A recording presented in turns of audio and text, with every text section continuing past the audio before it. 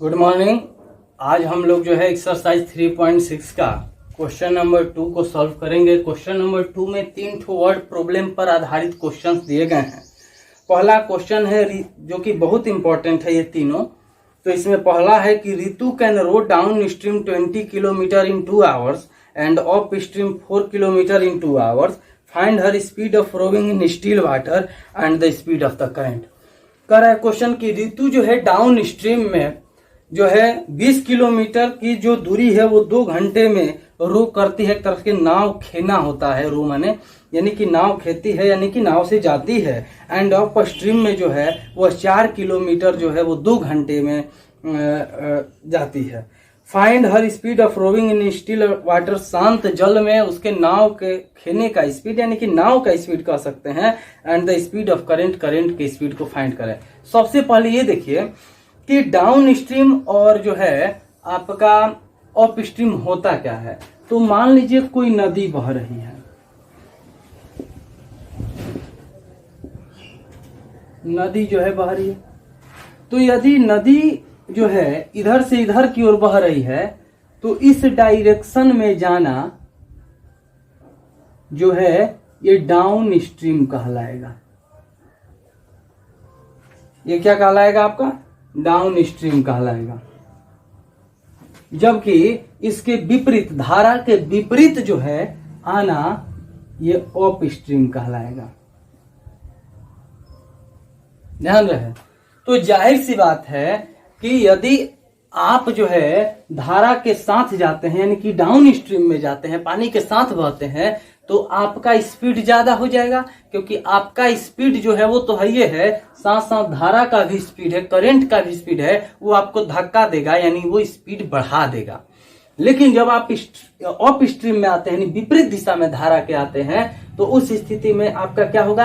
आपका जितना स्पीड है वो तो है, लेकिन उसके विपरीत दिशा में जो है धारा बह रही है तो धारा आपकी स्पीड को कम करेगा, रोकेगा यानी घटा देगा। इसका मतलब है कि डाउन स्ट्रीम में स्पीड बढ़ जाता है और अप स्ट्रीम में आने पर जो है स्पीड आपका क्या होता है? घट जाता है। फिर भी स्पीड कौन घटाने और बढ़ाने का काम करता है? तो धारा। यदि डाउन स्ट्रीम में जाते हैं तो धारा स्पीड आपका बढ़ा देगा और अप स्ट्रीम में आएंगे तो घटा देगा। लेकिन अब समस्या ये आता है कि बढ़ाने और घटाने के समय में किसको किस में जोड़ेंगे या किसको किस में घटाएंगे। जैसे मान लीजिए कि 3 5 जोड़ते हैं तो ये ठीक है कि 8 आता है, लेकिन 3 - 5 और 5 - 3 क्या सेम आएगा? ये सेम नहीं आएगा। तो अब यही समस्या होता है कि जोड़ने के समय में तो हम धारा प्लस नाव का स्पीड जोड़े या चाहे नाव प्लस धारा का स्पीड जोड़े, लेकिन घटाने के समय में किसमें से किसके स्पीड को घटाएंगे, तो ये समझना है। लेकिन उससे पहले थोड़ा सा हम लोग लिख लेते हैं। देखिए कह रहा है कि find her speed of rowing in still water and speed of current निकालना है। तो let the speed of rowing in still water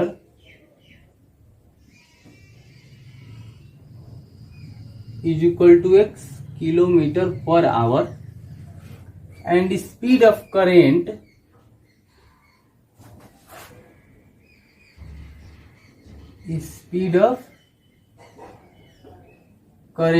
इसको मान लेंगे हम लोग y kilometre per hour.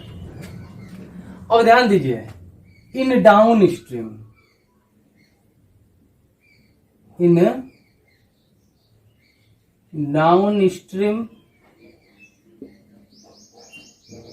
Speed of rowing,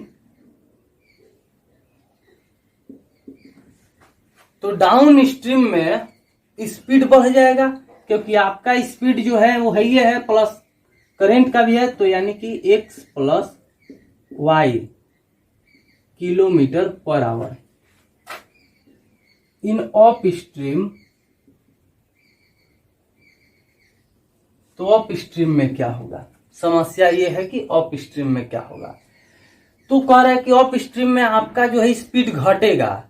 कौन घटा रहा है? करंट घटा रहा है। करंट आपकी स्पीड को कम कर रहा है।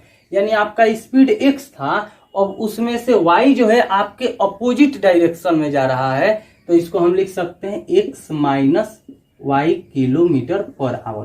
क्या हम y माइनस एक्स भी लिख सकते हैं? नहीं। अब पूछे क्यों? क्योंकि अब ये बताइए, इसमें कभी भी जो घटाते हैं तो बड़ा में से छोटा को घटाते हैं, तो किसका स्पीड जो है ज्यादा है? करंट का स्पीड ज्यादा है कि नाव का स्पीड ज्यादा है?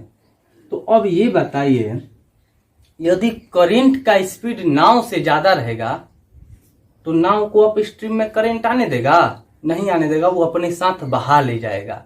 इसका मतलब यह है कि स्पीड जो नाव का है स्टिल वाटर में वो ज्यादा है, तभी तो करंट के विरोध करने के बाद भी, रेजिस्ट करने के बाद भी वो अपोजिट डायरेक्शन में अप स्ट्रीम में आ रहा है। इसका मतलब स्पीड ऑफ नाव, speed of rowing, speed of boat जो भी है वो ज्यादा है, तो उसमें से करंट की स्पीड को हम माइनस करेंगे। कभी भी अप स्ट्रीम में जो होता है वो करंट के स्पीड को नाव के स्पीड से हम लोग क्या करते हैं? घटाते हैं, कम करते हैं। और आगे बढ़ते हैं अकॉर्डिंग टू क्वेश्चन। क्वेश्चन है कि Ritu can row downstream 20 kilometre in 2 hours. Ritu जो है वो 20 किलोमीटर डिस्टेंस कवर करती है 2 आवर्स में। ये बताइए कि डिस्टेंस बाई स्पीड क्या होता है? Distance by speed equal to होता है टाइम। डिस्टेंस 20 किलोमीटर है, स्पीड क्या है डाउन स्ट्रीम में? इसको लिखिए इन डाउन स्ट्रीम।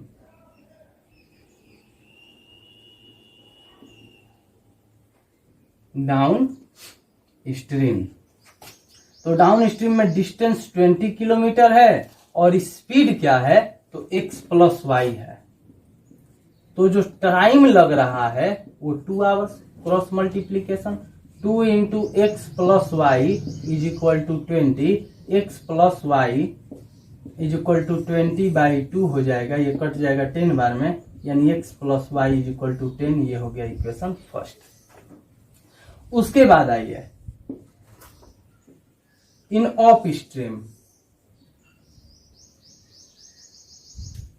तो ऑफ स्ट्रीम में जो है 4 किलोमीटर का डिस्टेंस कवर हो रहा है 2 आवर्स में, तो डिस्टेंस है 4, स्पीड है x minus y is equal to 2। वहीं क्रॉस मल्टीप्लीकेशन यहां पर भी कर देंगे हम लोग, तो हो जाएगा आपका 2 into x minus y is equal to 4।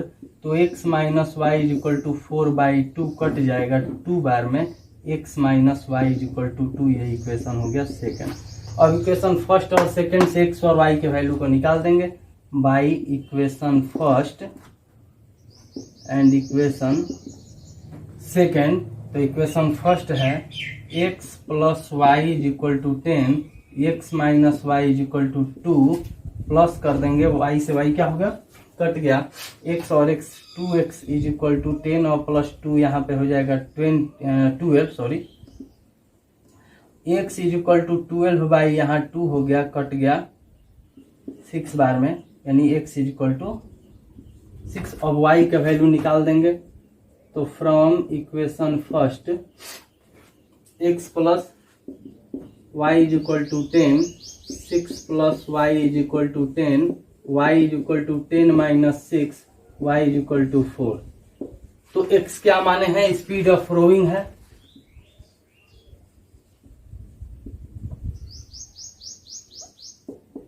x यानी कि 6 kilometre per hour. Speed of current y यानी 4 किलोमीटर पर आवर आंसर। अब जो है ये तो हम लोग बना लिए इस तरह से, x और y के वैल्यू को फाइंड कर लिए। अब जो है दूसरे क्वेश्चंस पर हम लोग पहुंचते हैं मिटा करके।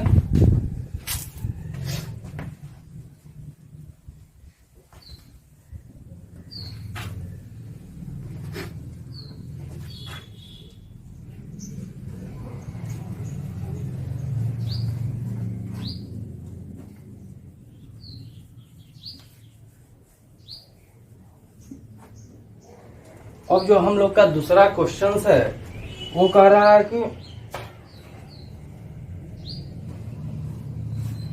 दूसरा क्वेश्चन है कि 2 women and 5 men can together finish an embroidery work in 4 days, while 3 women and 6 men can finish in 3 days.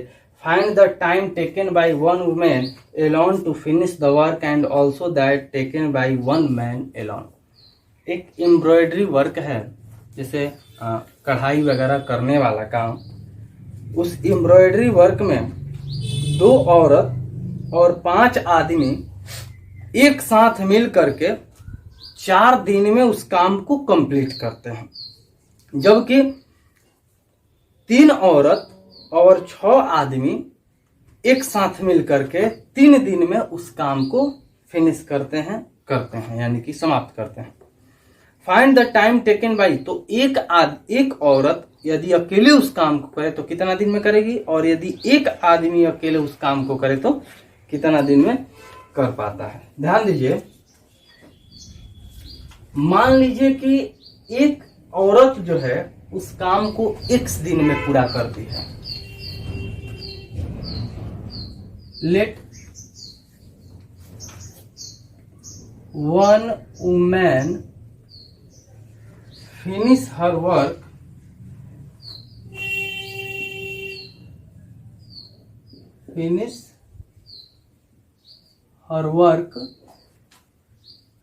in x days, ठीक है, एंड 1 man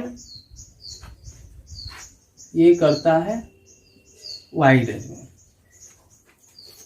यदि एक औरत जो है उस काम को x दिन में करती है, एक औरत x डेज में करती है, तो एक दिन में उस काम का कितना पार्ट होगा। ये भी हम कह सकते हैं कि एक काम को जो है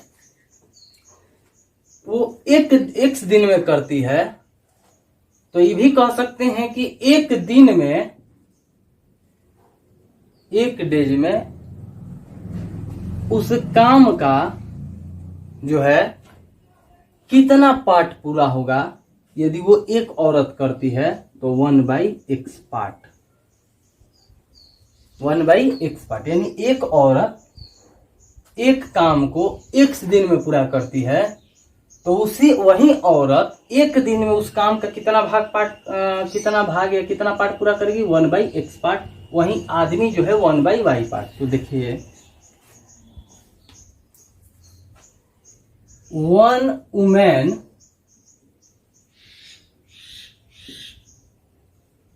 finish her work in 1 day, तो ये क्या हो जाएगा, 1/x पार्ट। तो एक आदमी, ये हो जाएगा 1/y पार्ट, यानी कि उस काम का 1/y भाग पूरा होगा। अब क्वेश्चन है कि जब 2 औरत और 5 आदमी उस काम को एक साथ मिलकर करते हैं, तो ये पूरा 4 दिन में करते हैं। तो ये बताइए, ये एक दिन में यदि 2 औरत और 5 आदमी एक साथ मिलकर करते और एक दिन में करते तो कितना भाग करते, 1/4 भाग करते। मतलब अकॉर्डिंग टू क्वेश्चन, यदि एक दिन में एक औरत 1/x पार्ट करती है तो 2 औरत करेगी 2 × 1/x प्लस एक आदमी 1/y पार्ट करता है, तो वो एक दिन में 5 आदमी जो है 5 × 1/y पार्ट करेंगे, और ये दोनों मिल करके, 2 औरत और 5 आदमी मिल करके एक दिन में उस काम का कितना भाग पूरा कर देंगे, 1/4 भाग। क्योंकि ये मिल करके पूरा 4 दिन में कंप्लीट कर रहे थे, तो एक दिन में 1/4 भाग। ध्यान दीजिए, यदि एक काम जो है 4 दिन में पूरा हो रहा है, कितने दिन में, 4 दिन में, तो एक दिन में कितना पूरा होगा, ये इधर आएगा तो 1/4। ये काम है, ये पार्ट है, और ये आपका हो गया डे, यानी 1 ये जो है आएगा इधर डिवाइड हो जाएगा, 1/4 पार्ट इक्वल टू 1 डे। तो अब देखिए यानी कि 2/x plus 5/y is equal to 1/4, ये हो गया इक्वेशन फर्स्ट। उसी तरह फिर कह रहा है कि यदि 3 औरत और 6 आदमी 3 women and 6 main can finish it in 3 day, यदि 3 औरत और 6 आदमी से 3 दिन में पूरा कर लेते हैं तब क्या होगा। तो अब लिखेंगे यदि 3 औरत एक दिन में काम पूरा करे तो 3 × 1/x पार्ट प्लस 6 मैन यानी कि 6 × 1/y, और एक दिन में मिला करके टोटल लोग काम पूरा करते हैं 1/3 पार्ट। तो अब जो है आपका 3 कॉमन हो गया, 1/x प्लस ये 2/y हो गया इज इक्वल टू 1/3 हो गया। तो 1/x plus 2/y is equal to 1/3 इधर आ जाएगा, मल्टीप्लाई में 3 3 जा 9, ये हो गया इक्वेशन सेकंड। अब इक्वेशन फर्स्ट और सेकंड से जो है x और y के वैल्यू को निकाल देंगे by equation first and equation second. तो इक्वेशन फर्स्ट क्या है, तो लिखते हैं 2/x plus 5/y is equal to 1/4, और ये हो गया आपका 1/x plus 2/y is equal to 1/9, equation first, ये इक्वेशन सेकंड।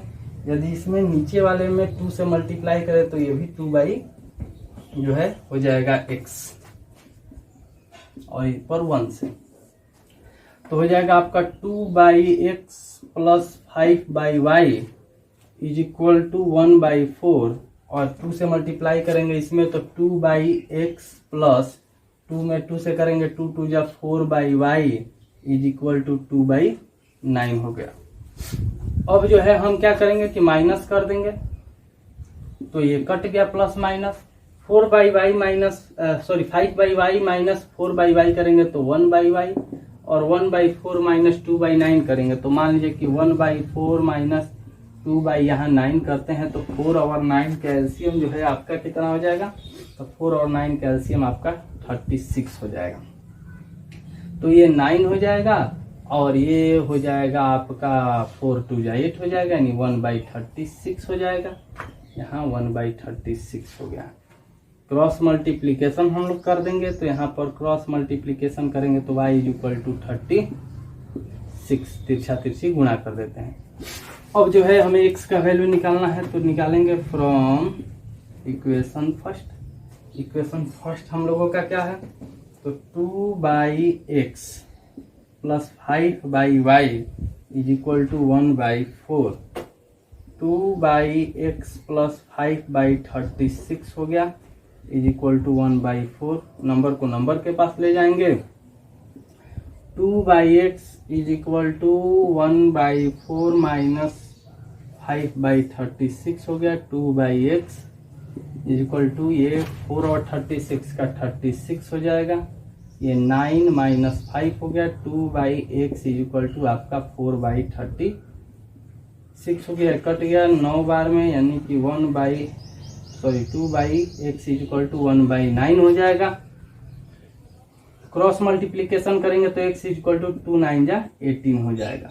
मतलब यह हुआ कि यदि एक औरत जो है उस काम को करे तो 18 दिन में करती है, जबकि एक आदमी जो है उस काम को करता है तो आपका जो है 36 दिन में करता है। यानी x इज इक्वल टू आपका 18 days and y is equal to आपका 36 डेज आंसर। इस तरह से दूसरा क्वेश्चन जो है हम लोग सॉल्व किए। अब जो है हम लोग बढ़ते हैं आगे वाले क्वेश्चन पर। तो आगे वाला क्वेश्चन है, थर्ड नंबर है कि Ruhi travels 300 kilometre to her home partly by train and partly by bus. She takes 4 hours if she travels 60 kilometer by train and the remaining by bus. If she travels 100 kilometer by train and the remaining by bus, she takes 10 minutes longer. Find the speed of train and the speed of the bus. देखिए रूही जो है 300 kilometre की यात्रा cover करती है, कुछ दूरी चलती है ट्रेन से, कुछ दूरी चलती है बस से।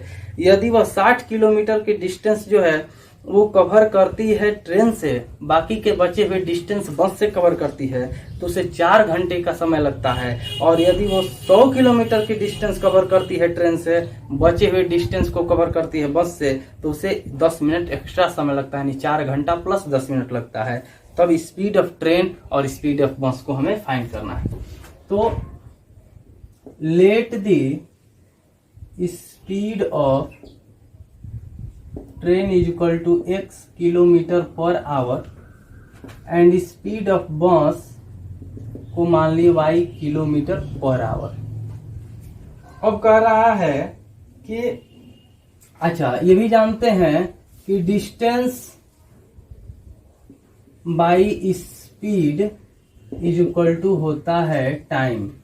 According to question, Ruhi 60 kilometre की डिस्टेंस कवर करती है ट्रेन के, तो उसका स्पीड x है, यानी ट्रेन द्वारा लगा टाइम हो गया आपका डिस्टेंस बाय स्पीड, प्लस बस द्वारा लगा टाइम हो गया डिस्टेंस 240, क्योंकि 300 में से 60 निकल गया, 240 बाय स्पीड बस का y।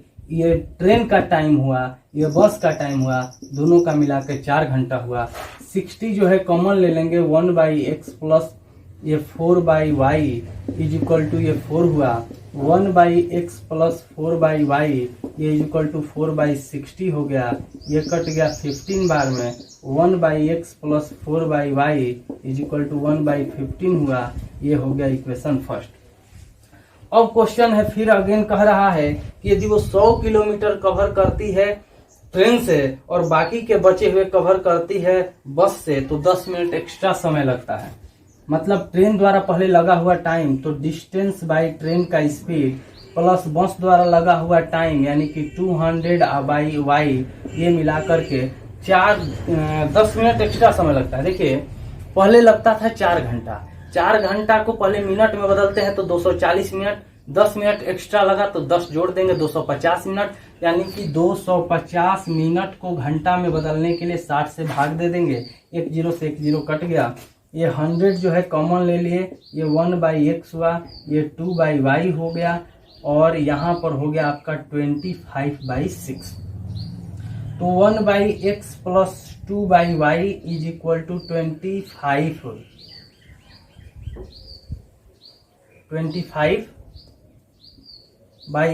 इंटू 100, ये कट जाएगा 4 बार में। तो 1/x plus 2/y is equal to 1/6, 4 जा 24। ये हो गया equation second. By equation first and equation second से हम लोग जो है x और y के वैल्यू को फाइंड कर सकते हैं। यानी 1/x plus 4/y is equal to आपका 1/15 है, और ये 1/x plus 2/y is equal to 1/24 है। माइनस करेंगे तो ये भी माइनस, ये भी माइनस, ये कट गया। 4/y में से 2/5 को यदि हम माइनस करते हैं, y को माइनस करते हैं, तो ये हो जाएगा आपका 2/y इज इक्वल टू, ये आपका मान लीजिए कि 1/15 माइनस 1/24 करते हैं, तो 15 और 24 का एलसीएम, 15 और 24 का एलसीएम निकालने के लिए आप 3 से पहले डिवाइड देंगे तो 5 बार में, और ये 8 बार में हो जाएगा। तो इन दोनों का एलसीएम हो जाएगा 5 3 5 जा 15 है, 15 8 जा 120, यानी कि ये 8 और ये आपका हो जाएगा 5, तो आपका हो जाएगा 3/120, यानी यहाँ पर हो जाएगा 3/120। ये कट जाएगा 40 बार में, 2/y is equal to 1/40, cross multiplication करेंगे तो y इज इक्वल टू 240 जा 80। यानी speed of train is equal to कितना आया है हम लोगों का speed of train.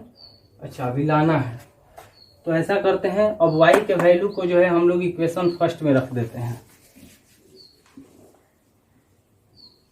From equation first, तो इक्वेशन फर्स्ट क्या है, 1/x plus 4/y is equal to 1/15 1/x plus 4/y जो है 80 आया है इज इक्वल टू 1/15। 1/x ये कट जाएगा 20 बार में, तो 1/x plus 1/20 is equal to 1/15 हो गया। इनको इधर ले जाएंगे, 1/x is equal to 1/15 minus 1/20।